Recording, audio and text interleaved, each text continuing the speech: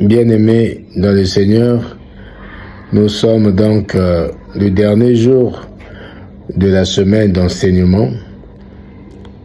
Hier, nous avons été enseignés par le Saint-Esprit que la prière secrète prépare la victoire publique.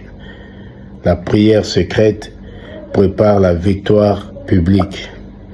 Et nous avons pris l'exemple de Jésus. On a vu que Jésus, avant le début de son ministère public, Jésus a prié dans le secret et après son baptême dans le Jourdain, Jésus n'a pas commencé immédiatement son ministère et il est conduit par l'Esprit dans le désert. Il a fait son jeûne de 40 jours, 40 nuits et par la suite, comme la Bible déclare dans Luc 4:1, c'est dans ce lieu secret que Jésus se fortifiait spirituellement avant d'affronter la tentation. Nous avons vu aussi qu'avant de choisir ses disciples, Jésus a prié toute la nuit. On est dans Luc 6, le verset 12. Donc en ces temps-là, Jésus se rendit sur la montagne pour prier et il passa toute la nuit à prier Dieu. C'est le lendemain, mes bien-aimés, qui choisit ses disciples. Et nous avons vu un principe fondamental, un principe spirituel fondamental ici, que les grandes décisions doivent être enfantées dans la prière avant d'être exécutées dans l'action. Nous avons encore vu le cas de Jésus avant la révélation de sa gloire. Nous parlons de Luc 9, le verset 29, que pendant qu'il priait, l'aspect de son visage changea et son vêtement devient d'une éclatante blancheur. Donc la gloire visible de Jésus est manifestée dans un contexte de prière. Et nous avons retenu ce principe que la présence de Dieu dans le secret produit une transformation qui devient visible publiquement. On a vu aussi, enfin, la croix. Avant la croix, Jésus remporte la victoire à Gethsemane. On est dans Luc 22, le verset 41, où puis il s'éloigna d'eux à la distance d'environ un jet de pierre, et s'étant mis à genoux, il pria. Et c'est au verset 42 qui dit que toutefois que ma volonté ne se fasse pas, mais la tienne. Alléluia. Nous avons encore vu un autre principe spirituel hier, excusez-moi, que celui qui apprend à se soumettre à Dieu dans le secret est capable de rester ferme dans l'épreuve publique. Amen. Et nous avons prié. Maintenant, ce soir, nous allons apprendre à explorer la méditation secrète. Dis avec moi, la méditation secrète. La méditation secrète. Amen. La méditation secrète. Amen. La méditation secrète. Alléluia, la méditation secrète. On ne dit pas juste la méditation secrète comme ça, c'est pour dire, mon frère, ma soeur, que on va explorer comment cette méditation secrète prépare le discernement public. Quand tu fais la méditation dans le secret, tu es en train de préparer le discernement public. On va toujours prendre l'exemple de Jésus pour avancer. Vous savez, la vie de Jésus, mes bien-aimés, nous enseigne que le discernement spirituel qui se manifeste publiquement est d'abord nourri ou est nourri par une profonde connaissance intérieure de la parole de Dieu. Profonde connaissance intérieure de la parole et même de la volonté du Père. Quand tu médites la parole, tu médites la volonté du Père et le résultat c'est quoi? Tu as le discernement public parce que toi tu discernes dans le secret, tu médites dans le secret la parole, tu médites dans le secret la volonté de Dieu et publiquement tu as le discernement. Tu sais que ça vient de Dieu, ça vient pas de Dieu, ça vient des hommes, ça vient de l'ennemi. Alléluia. Jésus ne répondait pas aux situations selon les apparences. Non, Jésus. Il ne répondait pas aux situations selon les apparences, ni selon les émotions, même pas selon la pression des hommes. Jésus discernait les cœurs, il discernait les intentions, il discernait les temps, il discernait même les stratégies de l'ennemi parce qu'il demeurait constamment dans la vérité de Dieu. Ma prière est que, en fin de cette semaine, donc aujourd'hui, ou pour ceux qui seront à l'église demain, que chacun soit capable de discerner, mon frère, ma soeur, chacun soit capable de discerner les stratégies de l'ennemi ou de rester constamment dans la vérité de Dieu. Au nom de Christ Jésus. Alléluia. Vous savez, la méditation de la parole, quand nous parlons de la méditation de la parole prépare Jésus à discerner les attaques de l'ennemi. C'est pareil pour toi et moi. Quand chaque soir, tu es connecté, tu médites sur la parole de Dieu telle que nous faisons. Parce que quand tu entends la parole, aussitôt tu es en train de penser, de repenser, de réfléchir tout le temps sur cette parole. Et c'est ça ce qu'on appelle la méditation. Mais le lendemain ou aussitôt, quand tu es en public devant les épreuves, tu es en public devant l'adversité, les paroles méditées, la volonté de Dieu méditée monte et te donne le discernement des choix, le discernement des décisions, le discernement même des activités, mon bien-aimé. Quand nous lisons Matthieu 4:4, la Bible dit, il est écrit, l'homme ne vivra pas seulement de pain, mais de toute parole qui sort de la bouche de Dieu. Donc ici, on voit comment Satan utilise même les Écritures pour essayer de tromper Jésus. Si Satan a utilisé même les Écritures pour essayer de tromper Jésus, à plus forte raison, toi et moi, mon frère, ma soeur, Satan peut utiliser les serviteurs de Dieu. Satan peut utiliser n'importe qui. Satan peut utiliser, manipuler la parole de Dieu juste pour nous tenter aussi. Il a utilisé les Écritures pour vouloir tenter, pour essayer de tenter Jésus. Mais Jésus a discerné les mauvaises interprétations et Jésus a répondu avec la vérité. Cela montre que connaître la Bible, connaître la parole de Dieu ne suffit pas seulement, mais il faut être enraciné dans la parole pour discerner correctement cette parole. Alléluia. Amen. Enraciné. Il faut être enraciné dans la parole pour connaître, pour réellement avoir le discernement. Si tu n'es pas enraciné, quelqu'un va te dire, il est écrit. Mais quand tu es enraciné, tu vas encore dire, il est aussi écrit. Alléluia. Tu ne vas pas t'arrêter à il est écrit, mais tu vas dire il est aussi écrit. Quand tu dis il est aussi écrit, tu es dans la révélation de la parole que la personne est en train de citer superficiellement. Alléluia.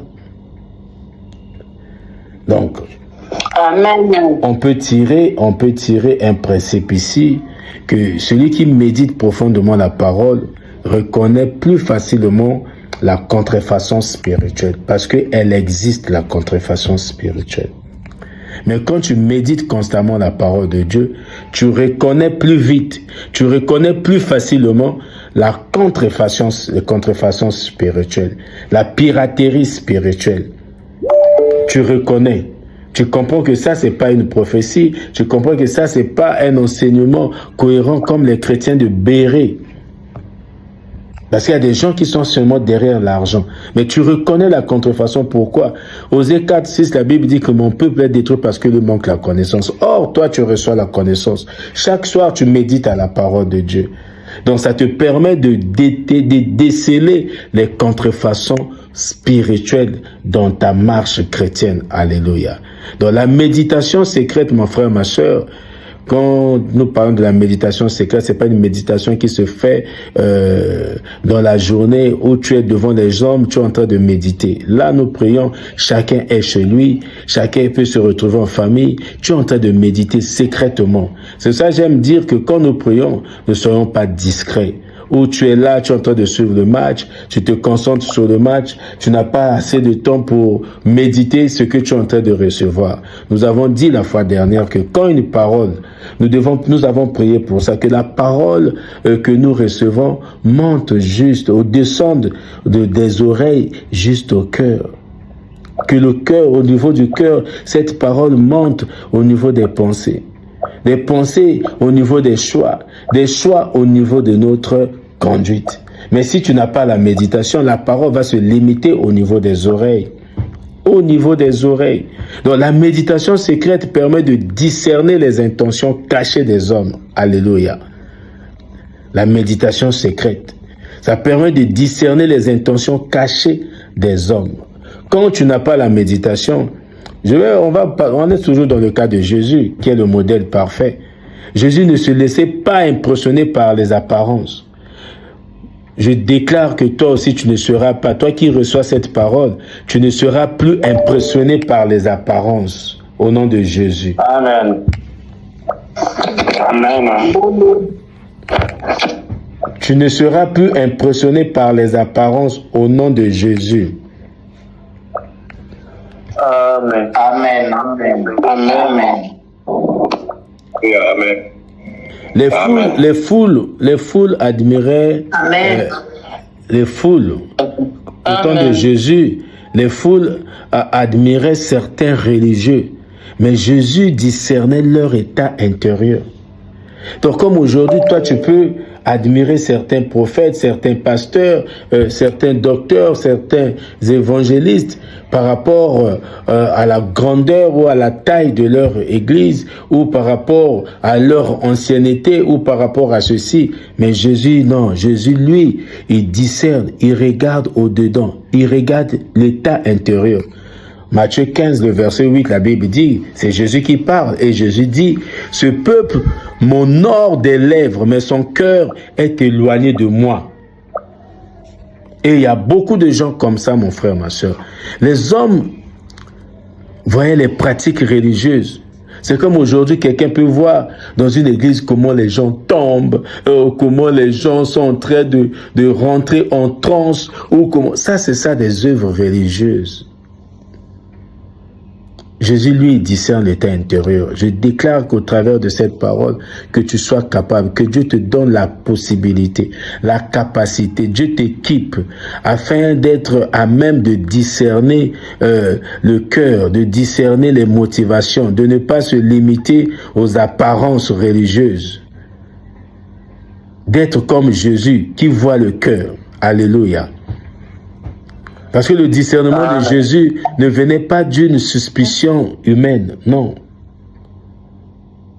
Le discernement de Jésus venait d'une communion parfaite avec le Père. Dis avec moi, communion parfaite avec le Père. Communion parfaite avec le Père. Communion parfaite avec le Père. Alléluia, alléluia, alléluia. Et dans Jean 2, le verset 25, la Bible dit qu'il n'avait pas besoin qu'on lui rendît témoignage d'aucun homme, car il savait lui-même ce qui était dans l'homme. C'est une manière de dire que la proximité avec Dieu, mon frère, ma soeur, donne une lecture spirituelle des réalités que les yeux naturels ne peuvent pas percevoir. Les yeux naturels. Les yeux naturels perçoivent l'apparence. Mais quand tu as une communion parfaite, une intimité profonde avec le Saint-Esprit, tu vas regarder au-delà des apparences. Regarder au-delà des apparences. Quand tu regardes au-delà des apparences, tu ne regardes pas ce que les hommes regardent, mais toi tu regardes ce que Dieu regarde. Alléluia. Alléluia. J'aimerais encore te dire, mon frère, ma soeur, que la méditation secrète prépare Jésus à discerner les pièges religieux. Donc, si la méditation secrète a permis à Jésus de discerner les pièges religieux, la méditation secrète va aussi te permettre à discerner et à déceler les pièges de l'ennemi aujourd'hui au nom de Jésus-Christ de Nazareth. Au nom de Jésus-Christ de Nazareth. Amen. Amen. Amen. Amen. Parce que au temps de Jésus, plusieurs fois, les chefs religieux cherchaient à piéger Jésus par leurs questions. Ils lui demandaient par exemple s'il faut payer l'impôt à César. Je prends le cas. Maître, nous savons que tu parles et enseigne droitement. Ça, c'est Luc 20, le verset 21. Donc, leurs questions semblaient honnêtes, mais leur intention était mauvaise. C'est ce que nous vivons tous les jours. C'est ce que nous vivons. Quand tu enseignes la parole, tu es dans la droitesse, tu es dans la droiture de l'enseignement. Il y a beaucoup de gens qui viennent pour essayer de sonder si réellement tu es de Dieu ou pas. Et quand tu marches selon Dieu aussi, il y a beaucoup de questions, il y a beaucoup de tentations, il y a beaucoup de gens. Nous connaissons l'expression, même lui aussi, nous connaissons cette expression. Mais Jésus discerne les hypocrisies.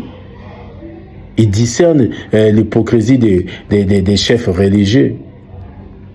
Et quand il discerne, il répond maintenant avec sagesse. Mais quand toi, tu ne discernes pas, tu ne peux pas répondre avec sagesse. Tu vas répondre avec émotion. Tu vas répondre avec précipitation. Tu vas répondre sous la colère ou sous la peur.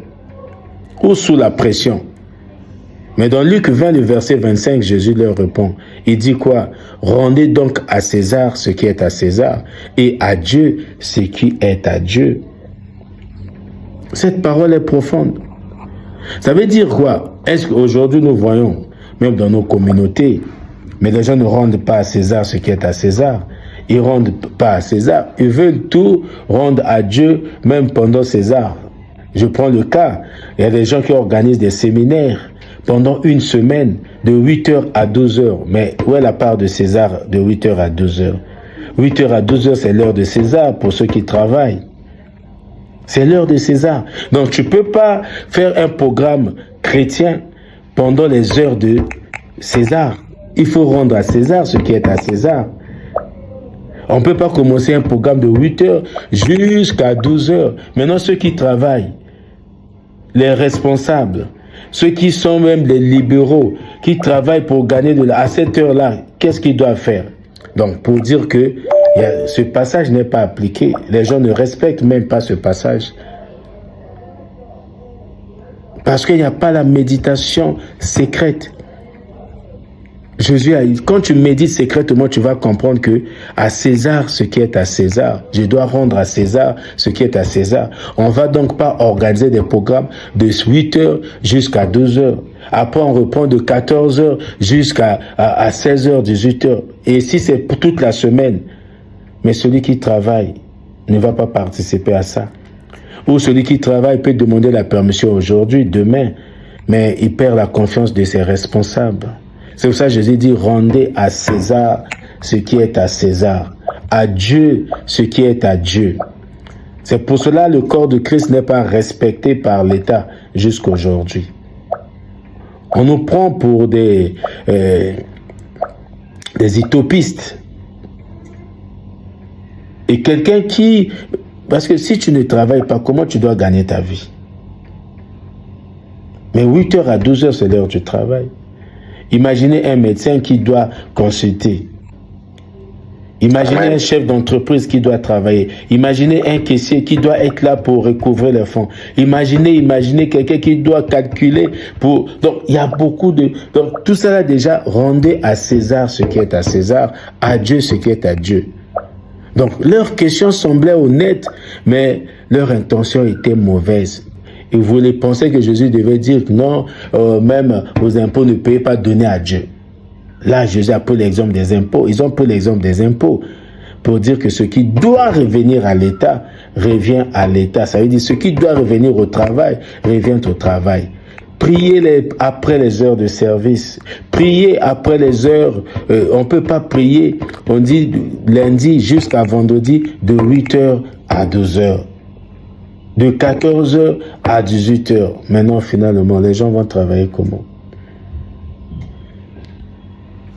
Il y a un principe spirituel qui se dégage là, mon frère, ma soeur. Une vie qui est nourrie dans la présence de Dieu, mon frère, ma soeur, donne une sagesse qui dépasse les pièges humains. Et les pièges humains sont même rentrés dans la chrétienté. J'aimerais encore dire que la méditation secrète permet de discerner les temps de Dieu. La méditation secrète. Jésus connaissait parfaitement les saisons spirituelles. Il connaissait. Il savait quand parler. Il savait quand se retirer. Il savait quand agir et quand attendre Jésus. Et lorsque ses frères veulent qu'il montre publiquement à Jérusalem pour manifester ses œuvres, ses frères voulaient qu'il monte. Qu'il monte publiquement à Jérusalem afin de manifester ses œuvres. Mais Jésus leur répond quoi? Je vous emmène dans Jean 7, le verset 6. Mon temps n'est pas encore venu. Mon temps n'est pas encore venu. Ça, c'est Jésus. Il dit que son temps n'est pas encore venu. Mais les hommes fonctionnaient selon l'opportunité. Aujourd'hui aussi, il y a des gens, des serviteurs de Dieu, des ministres qui fonctionnent selon l'opportunité, juste pour des intérêts pécuniaires. Alléluia. Mais Jésus fonctionne selon le calendrier du Père. Ma prière est que tu fonctionnes selon le calendrier du Père. Ma prière est que tu fonctionnes selon le calendrier du Père. Que tu ne dois pas agir selon les opportunités qui sont des distractions déguisées en opportunités. Que tu n'agisses pas selon le temps qui ne correspond pas au temps de Dieu parce que tu penses que c'est favorable. Alléluia. Celui qui médite la pensée de Dieu apprend à discerner les temps et les saisons. Je déclare que Dieu t'aide à méditer dans le secret afin que tu sois capable de discerner, afin que tu sois capable de discerner les temps et les saisons. Savoir quand parler, savoir quand te taire. Savoir quand s'arrêter, savoir quand t'avancer. Dans le nom de notre Seigneur Jésus-Christ de Nazareth. Dans le nom de notre Seigneur Jésus-Christ. Tu peux prier, demander à Dieu. Seigneur, dis Seigneur, accorde-moi la force, accorde-moi la grâce de méditer ta pensée. Apprends-moi, Seigneur, à discerner les temps. Apprends-moi, Seigneur, à discerner tes saisons. Apprends-moi, Seigneur, à discerner tes périodes, Seigneur. Je te le demande au nom de Jésus. Élevons nos voix, prions. Prions dans ce sens au nom de Jésus. Seigneur, nous te confions nos vies, mon Dieu, mon roi. Que tu nous apportes avoir le pouvoir de l'éternel, afin de pouvoir discerner ton temps, mon Dieu, mon roi, afin de pouvoir discerner ta volonté. Nous, mon Dieu, mon roi, l'éclairage de ta parole. Aide-nous, Seigneur. Aide-nous, Seigneur. Aide-nous, Adonai. Nous te prions. Aide-nous, Seigneur. Nous voulons méditer tes pensées. Nous voulons être capables de méditer, Seigneur Dieu.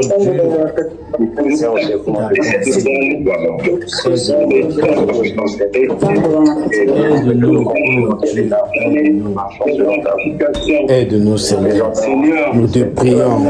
Merci, Seigneur. Nous avons prié au nom de Jésus. Alléluia. On acclame pour le roi des rois.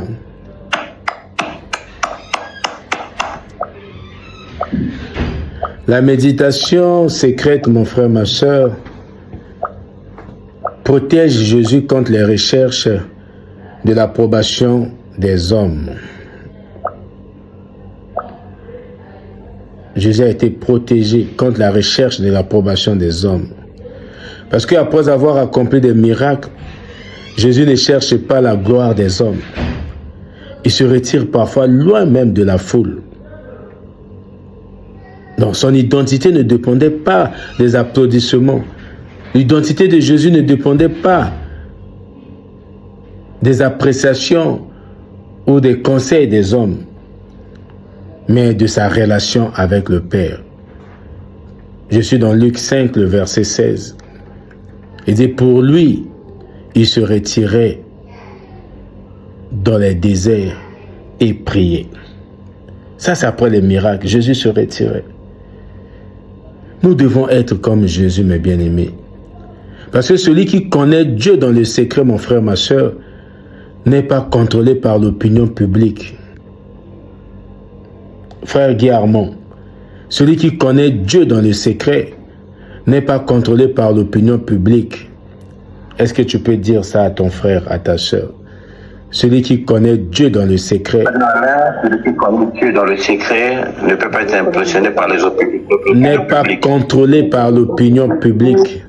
Celui qui connaît Dieu dans le secret n'est pas contrôlé par Moussa jamais contrôlé par le connaît Dieu par l'opinion, pas contrôlé par l'opinion. Celui qui connaît Dieu dans le secret peut pas être contrôlé par l'opinion publique. Pas contrôlé par les opinions. Amen, amen, amen. Nous acclamons notre Dieu. Non, tu peux pas être contrôlé par l'opinion publique. La méditation secrète, mon frère, ma soeur, la méditation secrète, elle stabilise le cœur.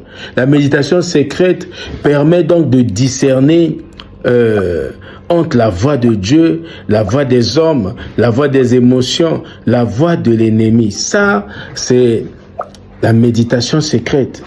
Tu médites tellement la parole. Vous savez, ces enseignements que nous disposons, que nous recevons chaque soir, il y a des gens qui ne réécoutent même pas le lendemain. Mais moi, je vous dis, mon épouse est là, témoin. J'écoute ces enseignements chaque matin. Et parfois même le soir aussi. Et pourtant, Dieu parle au travers de moi. Je me dis que c'est pas moi. Je dois aussi écouter. Je dois méditer. C'est en méditant que je découvre, il y avait cette parole. Ça me concerne. Ça me concerne. Donc, j'écoute. C'est pas parce que nous avons déjà passé, je reviens sur ça. Parfois dans la journée, 3 fois. Et chaque fois quand j'écoute, mon frère, ma soeur, j'ai une autre révélation de la parole.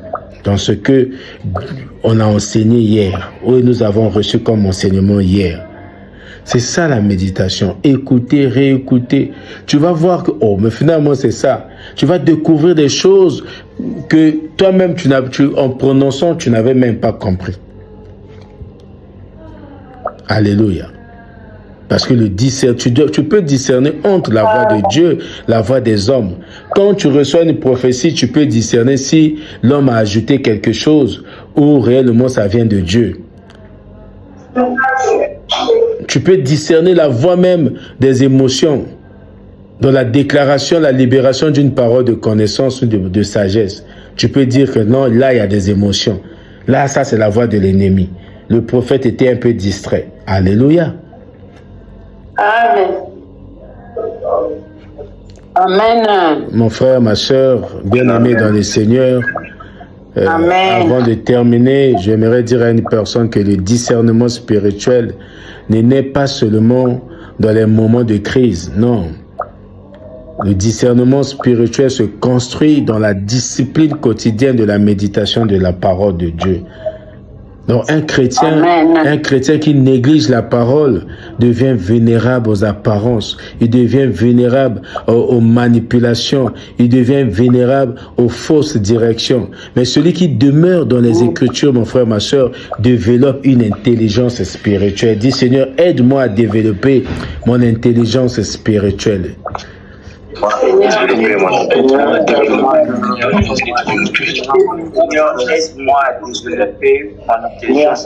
développer mon intelligence spirituelle. Amen, amen, amen. Pourquoi je le dis? Parce que le psaume 119 que nous connaissons tous, au verset 105, nous dit que ta parole est une lampe à mes pieds et une lumière sur mon sentier. Donc chaque fois que nous écoutons la parole qui est méditée dans le secret devient une lumière qui guide nos décisions dans le public, ouvertement, devant les spectacles. Quand tu médites la parole dans le secret, cette parole éclaire tes décisions dans le public, mon frère, ma soeur. Parce que la méditation secrète de la parole construit le discernement spirituel public. Alléluia. Amen. Donc j'étais en train de dire que la méditation secrète de la parole de Dieu construit le discernement spirituel public. Amen. Donc, le discernement spirituel n'est pas seulement des moments de crise. Non, non, non, non, non. Parce que la parole est une lampe La lampe n'éclaire pas nécessairement toute la route d'un seul coup. Vous imaginez, j'ai expliqué ça déjà ici. Quand tu mets la lampe éclaire tes pas. Et au fur et à mesure que tu avances, tu es en train de regarder. Donc la lampe éclaire progressivement. La lampe n'éclaire pas toute la route. La lampe n'éclaire pas après après peut-être 2 mètres. La lampe, c'est entre 1, 2. Tu es en train de regarder, tu sais ce qui est devant, tu peux regarder ce qui est derrière. Et en avançant, Dieu te fait progresser. Donc, de même, Dieu ne relève pas toujours, il ne révèle pas, mon frère, ma soeur, tous les détails de notre avenir. Mais sa parole nous donne la lumière nécessaire pour avancer dans la bonne direction. Alléluia.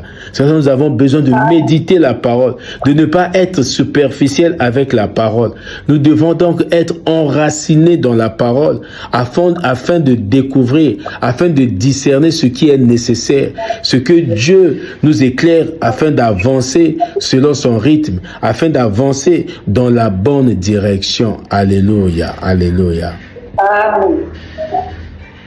Amen. Amen. Amen. Amen. Amen. Amen. Amen. Amen. Bien-aimés sur la plateforme, la parole nous donne les critères de Dieu pour juger correctement. Quand tu as la parole, tu peux juger correctement.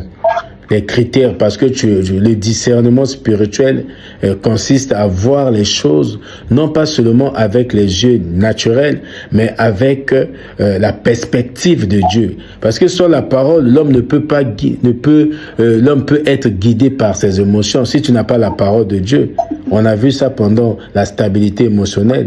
Si tu n'as pas la parole, tu peux être guidé par tes désirs personnels, tu peux être guidé même par l'opinion des autres. Tu peux être guidé par les apparences, par la pression même de la société. Tu agis sous la pression de la société, sous la pression des hommes, sous la pression des parents, sous la pression même des membres de la communauté, parce que tu n'as pas de discernement. Tu ne seras pas conduit par une église qui est dirigée par quelqu'un qui n'a pas de temps de méditation, qui ne prie pas, qui n'est pas dans la parole. L'église peut être dirigée par les hommes. Parce qu'il y a la pression de la communauté, il y a la pression des fidèles. Est-ce qu'on ne pouvait pas faire ça? On ne peut pas faire ceci. Mais celui qui médite reçoit de Dieu. Et c'est Dieu qui guide, c'est le Saint-Esprit qui dirige donc cette communauté. Le Saint-Esprit qui dirige une église, le Saint-Esprit qui dirige une plateforme au travers donc des révélations des paroles, au travers des révélations des thèmes, au travers des révélations des sujets de prière, au travers des révélations des points qui font partie des sujets de prière. Alléluia. Amen. Amen. Amen. Quand tu médites la parole, mon frère, ma soeur, la parole transforme ta manière de penser. La parole de Dieu. Ça transforme ta manière de penser. Et les gens vont dire, oh, ce n'est plus la même personne. C'est dans ta manière de penser.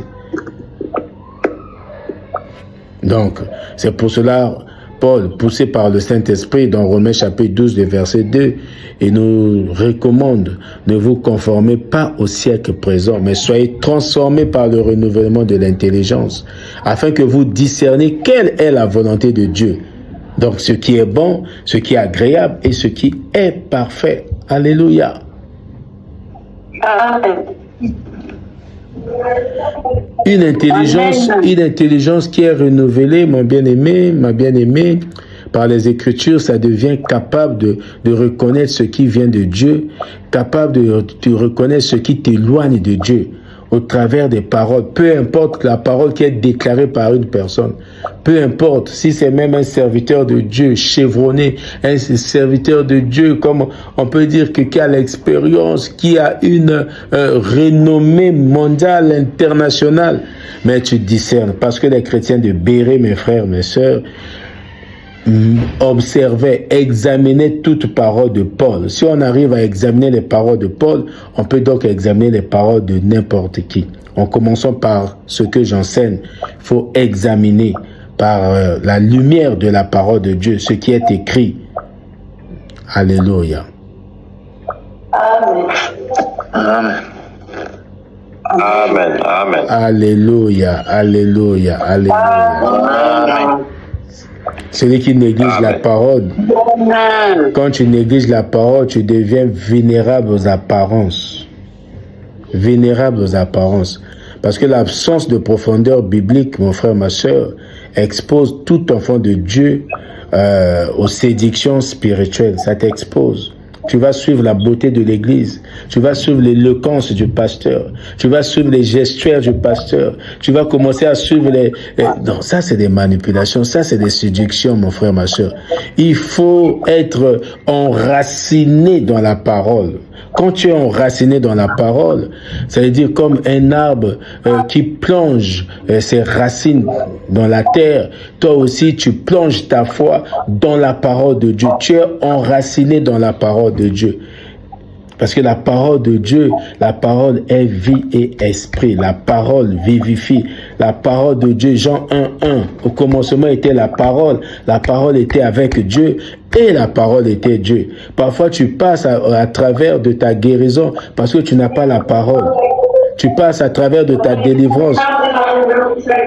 Tu n'arrives pas à ta destinée parce que tu méprises la parole de Dieu. Alléluia, alléluia, alléluia. Amen. Jésus lui-même a été tenté par Satan dans le désert. Jésus, il a été tenté par Satan dans le désert. Satan utilisait des paroles bibliques. Mais c'est des paroles qui étaient sorties de leur contexte. Donc toi, tu dois comprendre les contextes.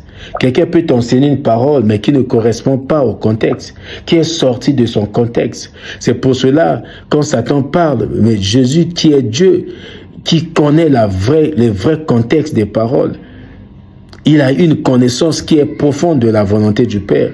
Il dit que l'homme ne vivra pas de pain seulement, mais de toute parole qui sort de la bouche de Dieu. L'homme ne vit pas seulement du pain,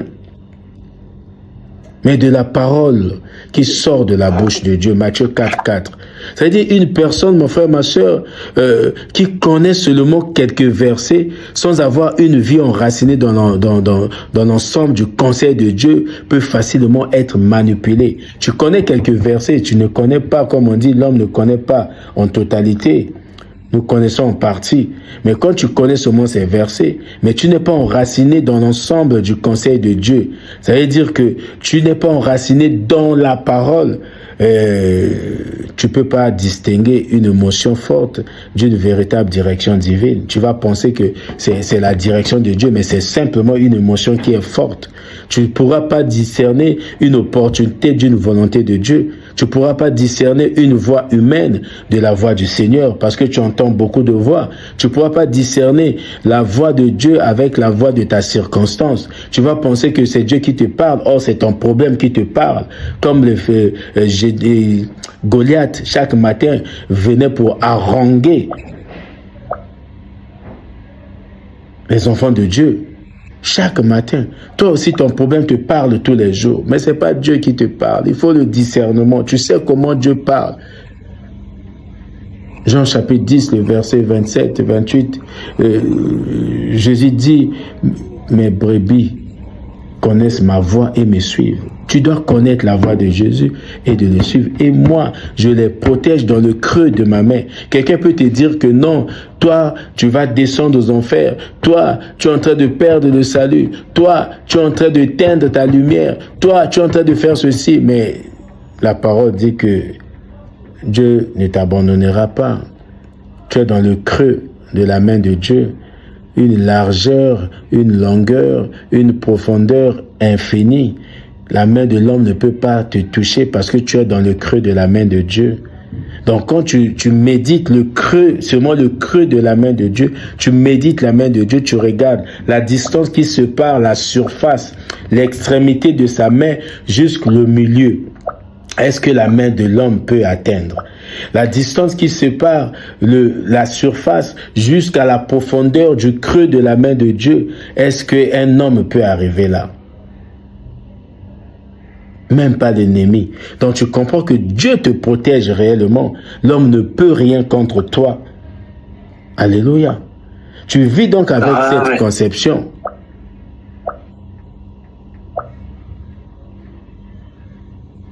Alléluia. Amen. Amen. Amen.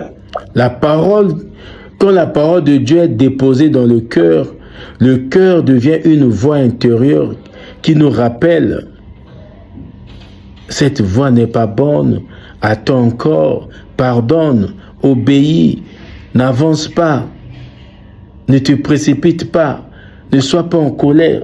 Parce que pourquoi tu entends tout cela? Parce que la parole de Dieu est déposée dans ton cœur.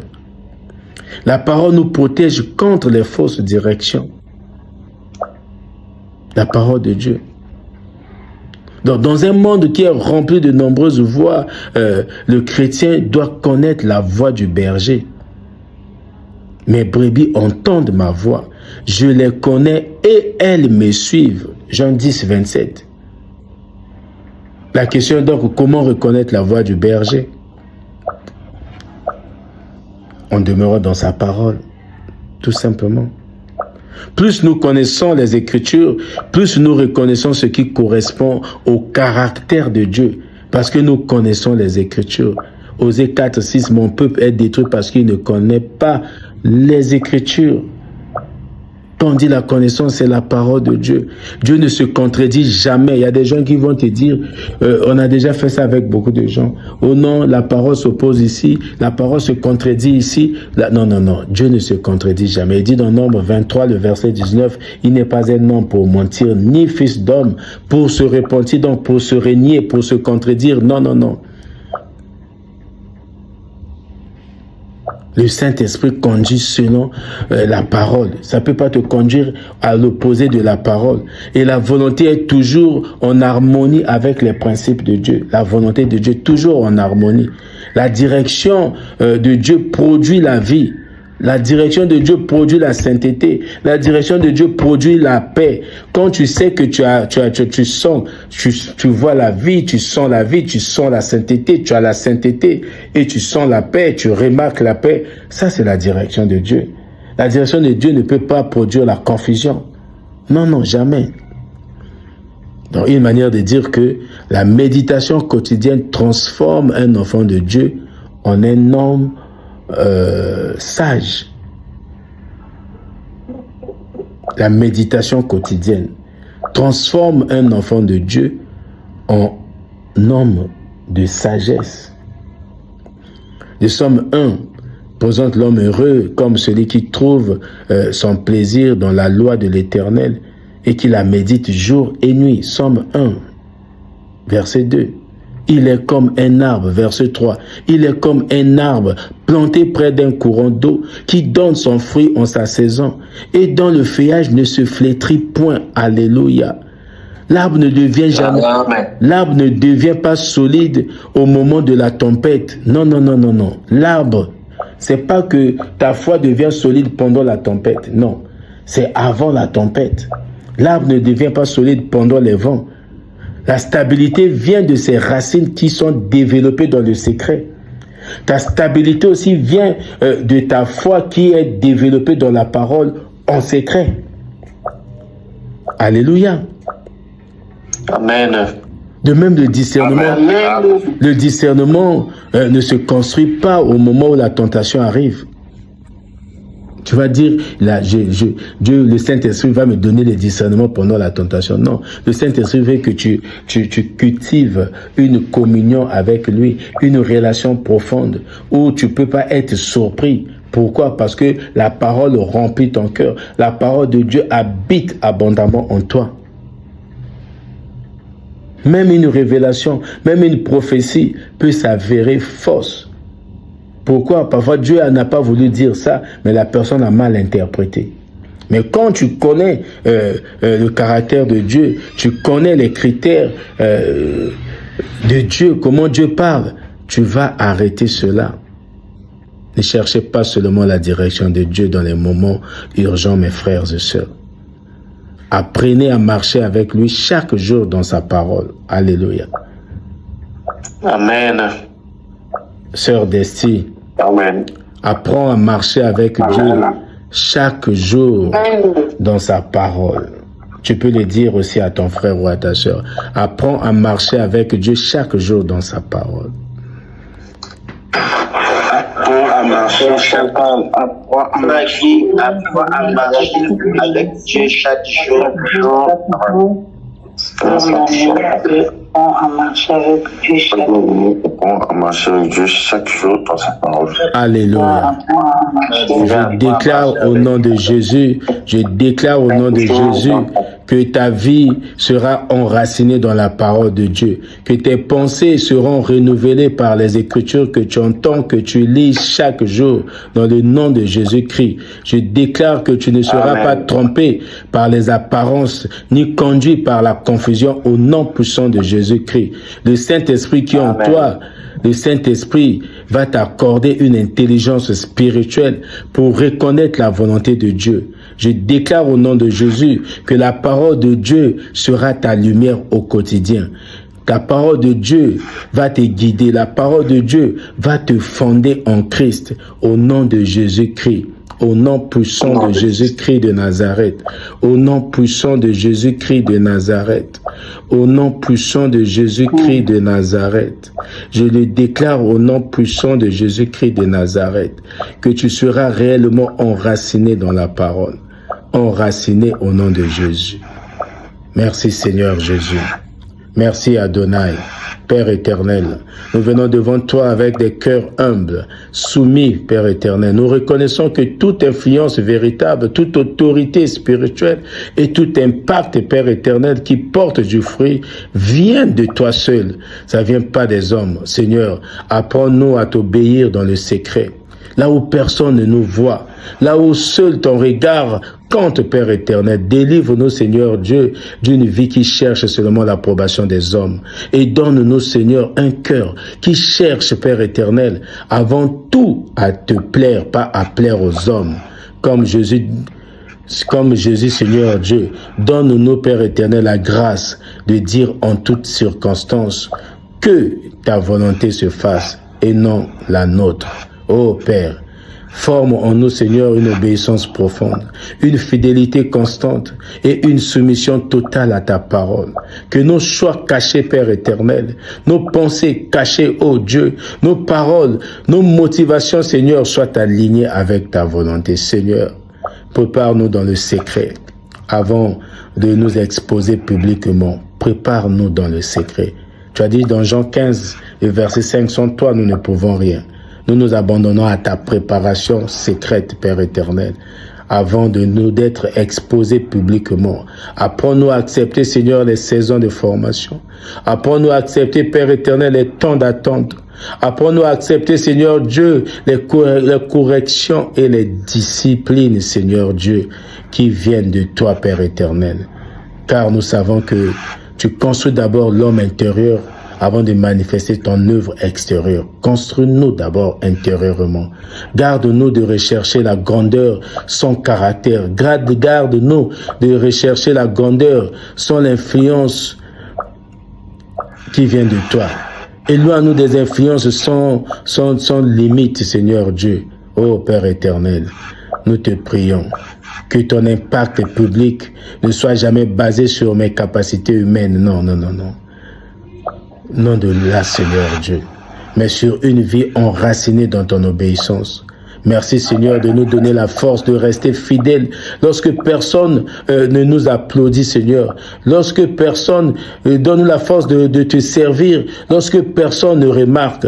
Donne-nous la force de persévérer lorsque les résultats ne sont pas encore visibles. Que notre fidélité, Seigneur, dans le secret devienne une préparation pour les responsabilités que tu veux nous confier, Seigneur. Ô Père éternel, comme tu as été fidèle jusqu'à la croix, Seigneur Jésus, conduis-nous dans une obéissance entière. Que nos vies, Seigneur, soient des témoignages de ta grâce et que tout ce que nous faisons serve, Seigneur, uniquement à te glorifier, à glorifier ton nom, au nom puissant de notre Seigneur Jésus-Christ. Nous avons prié. C'est pour cela que nous disons merci Seigneur Jésus-Christ. Merci Seigneur Jésus-Christ. Merci Seigneur. Gloire et louange à toi Seigneur Jésus-Christ.